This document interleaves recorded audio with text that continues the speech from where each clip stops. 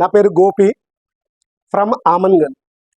పాత మహబూబ్నగర్ జిల్లా, ఇప్పుడు రంగారెడ్డిలో ఉన్నాం. తెలంగాణ డివైడ్ అయిన తర్వాత గత 16 సంవత్సరాల నుంచి నేను ఈ సిస్టంలో నేర్చుకుంటున్నాను. ఆ నేర్చుకున్న విషయాలే మీతోటి నేను షేర్ చేయడానికి ఒక 5 నిమిషాలు టైం తీసుకుంటున్నాను. ఆర్సిఎం అనేది ఒక బ్రాండ్ అన్నట్టు. అంటే టాటా బ్రాండ్ అని ఎవరికైనా తెలుసా? ఇప్పుడు ఎల్జీ టీవీ మీ ఇంట్లో ఉందా? సామ్సంగ్ టీవీ ఉందా? అవి కూడా ఒక బ్రాండ్ ఎలానో ఆర్సిఎం అనేది కూడా ఒక బ్రాండ్ అన్నట్టు. ఇది ఎప్పుడు స్టార్ట్ అయింది ఈ బ్రాండ్ అంటే 2000 సంవత్సరం ఆగస్టు 16 నాడు ఈ బ్రాండ్ అనేది ఆర్సిఎం అనేది ఒక బ్రాండ్ స్టార్ట్ అయింది. ఆర్సిఎం 2000 సంవత్సరంలో కేవలం ఒక పాయింట్ పీస్తో స్టార్ట్ అయింది. ఈ రోజుకు 25 సంవత్సరాలు నడుస్తుంది అన్నట్టు ఆర్సిఎం. ఇది 25 సంవత్సరాల నుంచి ఒక పాయింట్ పీస్తో స్టార్ట్ అయిన కంపెనీ ఈరోజు ఈ టోటల్ ఓన్ మ్యానుఫ్యాక్చర్గా ఈరోజు ప్రజెంట్లీ 500 వస్తువులు కంపెనీ ఓన్గా తయారు చేయడం జరుగుతుంది. దీంతో పాటు భారతదేశంలో టాప్ 10 రకాల కంపెనీలు కూడా మన ఆర్సిఎంని టైప్ అయ్యి కూడా ఉన్నాయి అన్నట్టు. ఎందుకంటే మన ఇంటికి కావాల్సిన తులసి పెయింట్ లాంటివి కావచ్చు, అగ్రికల్చర్కి సంబంధించిన హరిత సంజీని కావచ్చు, మీకు ఇప్పటివరకు మేకప్ కిట్లకు సంబంధించింది, హెల్త్కి సంబంధించి కీషో లాంటిది, అలాంటి రకరకాల బట్టలు కావచ్చు, షూ కావచ్చు, చెప్పులు కావచ్చు, అలాంటి ఒక 10 రకాల కంపెనీ మన ఆర్సిఎంకు టైప్ అయి ఉన్నాయి. ఎందుకు టైప్ అయి ఉందంటే మన వ్యవస్థ ఎలా ఉందంటే తాతల తండ్రుల కాలం నుంచి ఒక వంశపరపర వ్యాపారంలో మనం నడుస్తున్నాం. అంటే వంశపరపర వ్యాపారం అంటే ఎలా నడుస్తున్నాం అనేది మీకు ఒక విధంగా చెప్తాను, ఇక్కడ మీకు అర్థమయ్యే భాషలో. మనం అందరం వినియోగదారులమేనా? అందరం ఇంగ్లీష్లో అంటారు కన్జ్యూమర్ అని. మనకి ఏదైనా ఒక వస్తువు కావాలంటే ఎక్కడ పోయి కొంటాం మనం?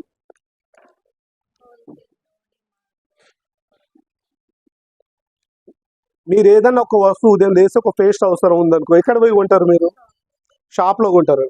ఇప్పుడు ఇది మనం కన్జ్యూమర్, మనం అందరం ఉన్న వాళ్ళు ఎగ్జాంపుల్ ఇది కన్జ్యూమర్ మనం వినియోగదారు. మనకి ఏదైనా ఒక వస్తువు కావాలంటే ఇది మన ఇంటి పక్కకున్న షాప్లో కొంటాం. ఇక్కడ నుంచి ఇక్కడనే వెళ్ళగలుగుతాం, కానీ మనం కంపెనీకి అయితే వెళ్ళలేం కదా. అంటే మన ఇంటి పక్కకున్న రిటైల్ షాప్ ఆయన ఏమైనా తయారు చేస్తాడా? ఈయన ఏం చేస్తాడంటే ఈయన పక్కకున్న హోల్సేల్ షాప్లో, పెద్ద షాప్లో డజన్ల కొద్దిగా ఇక్కడ నుంచి కొనడం జరుగుతుంది. అంటే ఇక్కడ ఏమవుతుంది, రిటైల్ నుంచి హోల్సేల్ అవుతుంది. హోల్సేల్ ఆయన ఏం చేస్తాడంటే మనకు ఒక డిస్ట్రిక్ట్ లెవెల్లో డిస్ట్రిబ్యూటర్ ఉంటారు, డీలర్ అని. ఇక్కడ ఈ డీలర్ షాప్ నుంచి కొనడం జరుగుతుంది. అంటే చూడండి, ఇక్కడ నుంచి ఎన్ని చేతులు మారినాయి మనకు? 3. ఇక్కడ రిటైలర్, ఇక్కడ హోల్సేలర్, ఈయన డీలర్ అన్నట్టు. ఈయన కూడా తయారు చేయడు. ఈయన ఏం చేస్తాడంటే ఒక ఏజెంట్ ఉంటాడు అన్నట్టు. మొత్తం మార్కెట్లో ఉన్న కంపెనీ నుంచి వచ్చే స్టాక్ అనేది ఒక ఏజెన్సీగా ఉంటుంది. ఈ ఏజెన్సీ నుంచి ఈయన కూడా తయారు చేయడం లేదు, ఇది డైరెక్ట్ ఒక పెద్దగా ఒక కంపెనీ ఉంటుంది అన్నట్టు. ఇది బాంబే, ఢిల్లీ, హైదరాబాద్, ఎక్కడెక్కడనో మ్యానుఫ్యాక్చర్ యూనిట్ ఉంటుంది. ఇక్కడ ఎక్కడ ఉంది కంపెనీ? ఇక్కడ ఉంది. మనం ఎక్కడ ఉన్నాం? ఇక్కడ ఉన్నాం. ఇది మార్కెట్ వ్యవస్థ. ప్రతి ఒక్కటి చేసేది, మీరు కొన్న శారీ కావచ్చు, మీరు ఇంటికి కావాల్సిన వస్తువులు కావచ్చు, ఏ వస్తువు కొనాలన్నా ఇక్కడ కంపెనీ ఉంటుంది. కంపెనీ నుంచి ఏజెన్సీ, ఏజెన్సీ నుంచి డీలర్, డీలర్ నుంచి హోల్సేలర్, హోల్సేలర్ నుంచి రిటైలర్, రిటైలర్ నుంచి ఇక్కడికి మనకు రావడం జరుగుతుంది.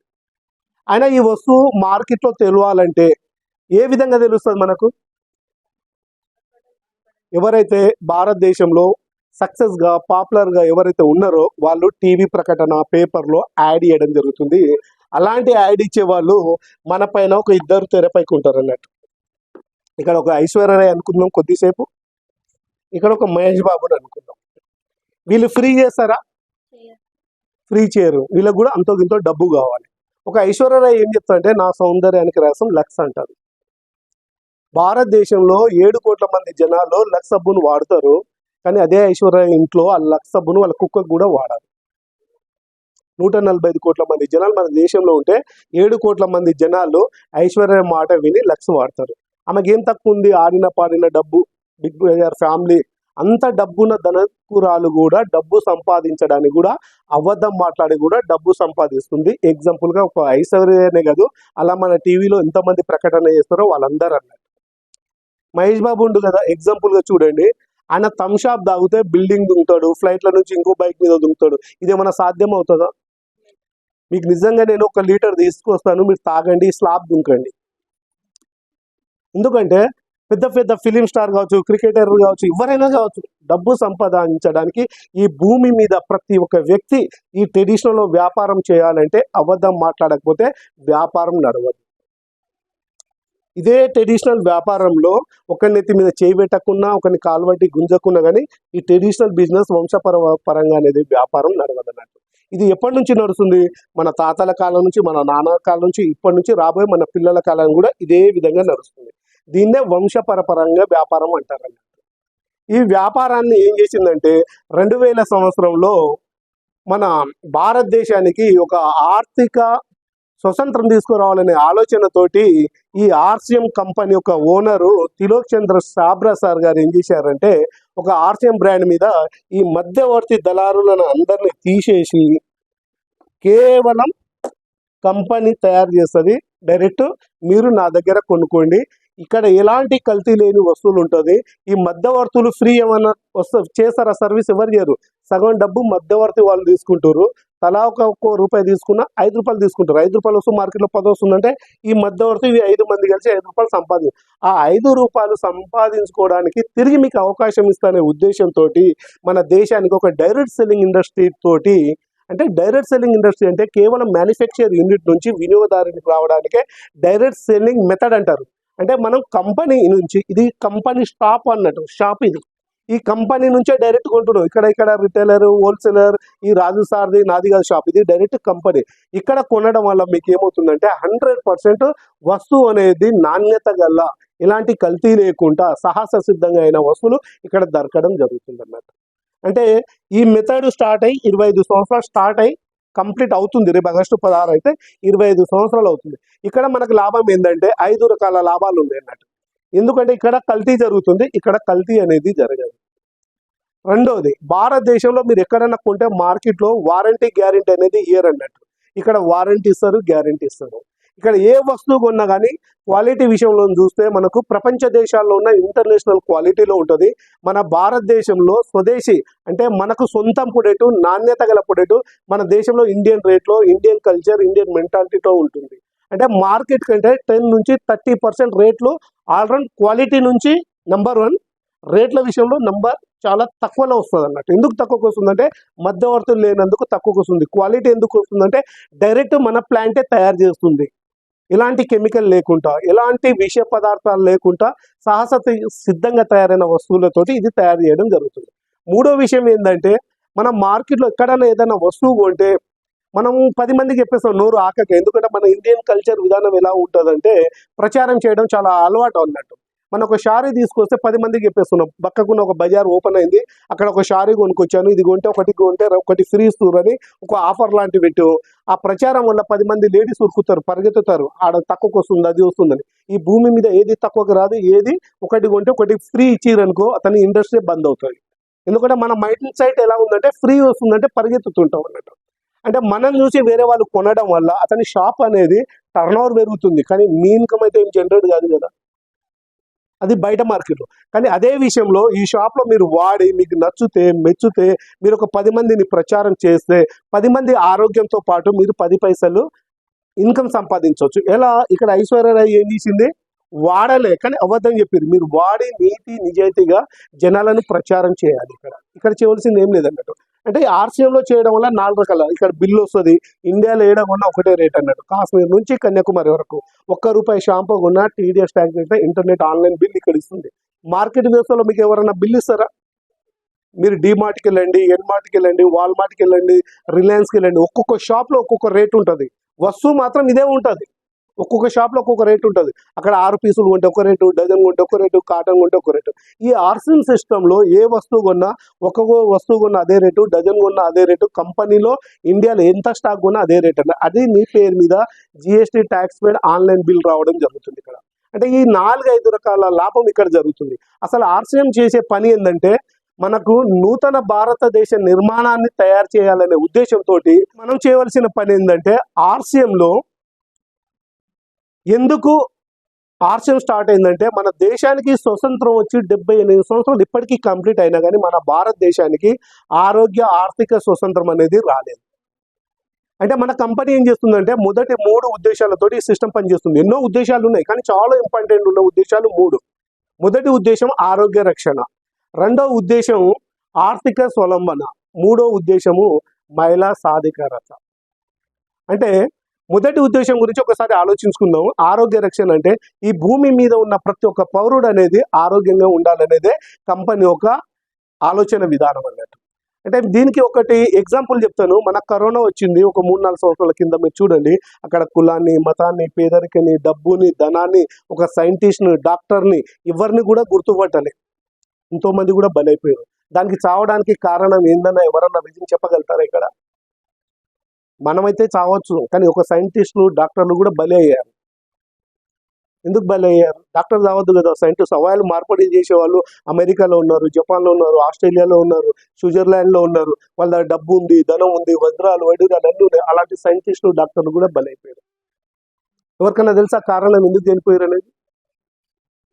సార్ ఎవరికన్నా అంటే అసలు ఎందుకు చనిపోవడం జరుగుతుందంటే, మనిషికి అనేది ఒక రోగ నిరోధక శక్తి అనేది మన శరీరంలో ఉండాలి. అంటే ఇమ్యూనిటీ పవర్ అనేది ఉండాలి. డాక్టర్ దగ్గర డబ్బు ఉంది, ఆస్తి ఉంది, అంతస్తులు ఉన్నాయి, బంగారం ఉంది, వజ్రాలు ఉన్నాయి, కానీ ఆయన తినే ఆహారంలో రోగ నిరోధక శక్తి, సరైన పోషక తత్వాలు లేక చాలా మంది చనిపోవడం జరుగుతుంది. అంటే అలాంటి వైరస్ ఇంకా వస్తూనే ఉంది, ఇప్పుడు కంటిన్యూ అవుతుంది. అంటే మన ఆర్సన్ సిస్టమ్ ఏం చేస్తుందంటే, ఇందులో ప్రతి ఒక్క వస్తువు, ఏ వస్తువు వాడినా మీకు సాహస సిద్ధంగా ఎలాంటి కెమికల్ లేకుండా మనం తినే ఫుడ్ వల్ల ఇక్కడ ఆరోగ్యం కాపాడుకోవచ్చు. మీరు ఎవరికైనా అడగండి, మార్కెట్లో వెళ్ళండి, ఎంత డబ్బున్న ధనవంతుడు కంటే ఆరోగ్యవంతుడే అదృష్టవంతుడని ఈ కరోనాలో అందరికి తెలిసింది. అందుకే పెద్దలు అంటారు ఆరోగ్యమే మహాభాగ్యం.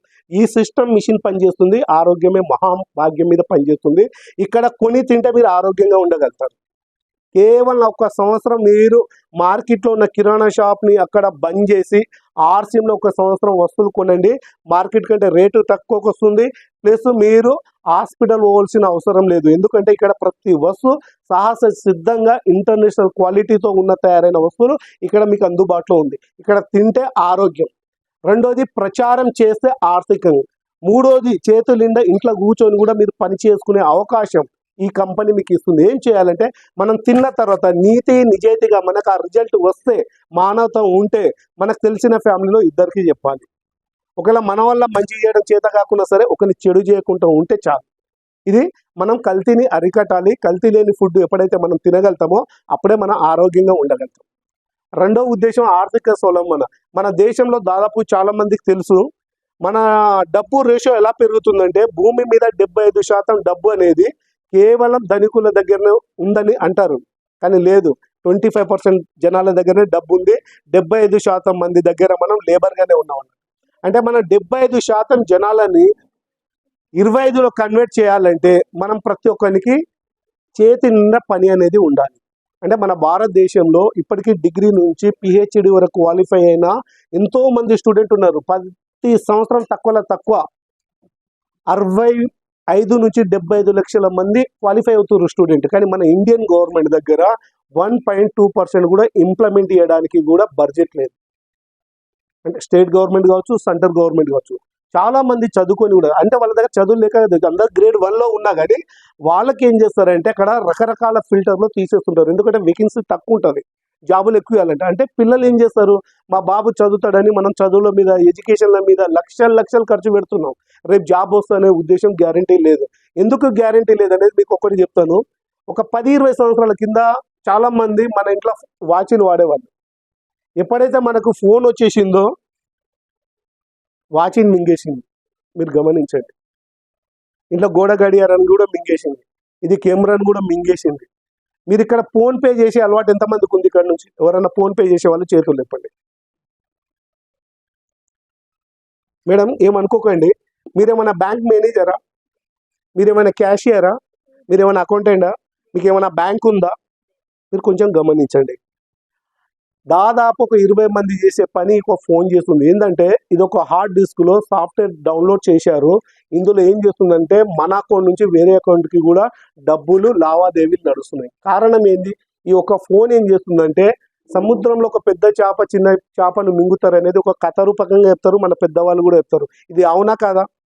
అలాగనే రాబోయే రోజుల్లో చిన్నగా ఇగో రిటైలర్ షాప్ని హోల్సేలర్ని డీలర్ని డిమార్ట్ని ఆన్లైన్ ప్రపంచాన్ని మింగడానికే ఈ డైరెక్ట్ సెల్లింగ్ ఇండస్ట్రీ వచ్చింది మీ ముందుకు. అంటే మనం ఏం చేస్తున్నాం, బ్యాంక్ మేనేజర్ కాదు, క్యాషియర్ కూడా కాదు, అకౌంటెంట్ కూడా కాదు, మన దగ్గర డబ్బులు కూడా కనిపించవు, లేకిన్ ఆటోమేటిక్గా డబ్బులు సర్వీస్ వెళ్ళిపోతుంది. అంటే రాబోయే రోజుల్లో కూడా మనకు ఈ సిస్టంలో మనం కొని తిని ఉంటే ఖచ్చితంగా ఇప్పుడు ఎలా మనం ప్రచారం చేస్తున్నామో మార్కెట్లో, అదే ఆర్సీఎంలో వాడి ప్రచారం చేస్తే మనం డబ్బు సంపాదించుకునే అవకాశం ఉంది. ఇంకోటి, ప్రతి ఇంట్లో కూడా ఒక 5 నుంచి 10,000 స్టాక్ మన ఇంట్లో పెట్టుకొని అమ్ముకున్నా కానీ ఒక 10,000 రూపాయల సరుకు అమ్ముకున్న ఒక నెల రేషన్ మన ఇంటికి ఫ్రీ రావడం కూడా జరుగుతుంది. ఒక మార్కెట్లో మీరు చూడండి, తాతల తండ్రుల కాలం నుంచి మనం కొంటున్నాం, ఏ షాప్లో కూడా రెగ్యులర్ నిరంతరం కొంటున్నాం. ఇన్కేస్ జరగరాని ఏమైనా జరిగితే మనకు అగరబత్తి కూడా ఇయ్యరు. ఎందుకంటే ప్రతి షాప్ సెటర్ ఓపెన్ చేస్తారు, ఉదయం దులుపుతారు, దేవుని దగ్గర అగరబత్తి ముట్టిస్తారు. ఎందుకంటే వినియోగదారులే దేవుళ్ళని, మనం అందరం దేవుళ్ళు. ఇన్కేస్ జరగరాని జరిగితే మనకు అగరబత్తి కూడా ఇయ్యరు, చల్లడానికి మురుముర బొంగులు కూడా ఇయ్యరు. కానీ నిరంతరం మాల దీక్షలో ఉన్నట్టు ఇక్కడ 5 నుంచి 10 సంవత్సరాలు నిరంతరం ఇక్కడనే కొంటే, ఆ షాప్ బంద్ చేసుకొని ఇక్కడనే కొంటే 10 సంవత్సరాల తర్వాత మీ కుటుంబానికి ఈ కంపెనీ అనేది, సిస్టమ్ అనేది మీకు రోడ్డు మీద రాని 6 నెలలు రెగ్యులర్గా ఉంటే ఈ సిస్టంలో మీకు 7వ నెల తక్కువలో తక్కువ 12% నుంచి 100% వరకు పొడేట్ అనేది ఫ్రీ ఇవ్వడం జరుగుతుంది. మార్కెట్లో మీరు రోజు కొనే షాప్లో పోండి, ఇలా ఒక సబ్బు ఇవ్వమని చెప్పండి, ఫ్రీ ఇస్తారని చూడండి. ఎందుకంటే మీరు ఎప్పటి నుంచో కొంటారు కదా, ఎందుకు ఇయ్యరు ఫ్రీ? అక్కడ మీరే అంటారు, తలకే అవుతురా మా నోరు మాట్లాడండి, ఫ్రీ ఇస్తారా మార్కెట్లో? కానీ ఇక్కడ మీరు 6 నెలలు కొనండి, 7వ నెల మీకు ఫ్రీ రాకపోతే నాకు అడగండి. దీంతో పాటు మనం చేయవలసిన పని ఏంటంటే, కల్తీ లేని ఫుడ్ తిందాం, అందరం ఆరోగ్యంగా ఉందాం. ఇది ఆరోగ్య ఆర్థిక స్వతంత్ర ఉద్యమం అన్నట్టు. ఎందుకంటే ఈ ఉద్యమంలో ప్రతి ఒక్కరు భాగస్వామి కావాలి. నేను చాలా డెప్త్గా దీని మీద సెర్చ్ చేశాను. ఎందుకంటే స్వతంత్రం వచ్చింది, ఫైట్ చేశారు, 78 సంవత్సరాలు అయింది, కానీ అది ఫ్రీగా రాలే. 1,70,00,000 మంది మాన ప్రాణ త్యాగాలు చేసిన తర్వాతనే వచ్చింది. అయినా మన దేశానికి ఆరోగ్యం లేదు, ఆర్థికం లేదు, ఆనందం లేదు.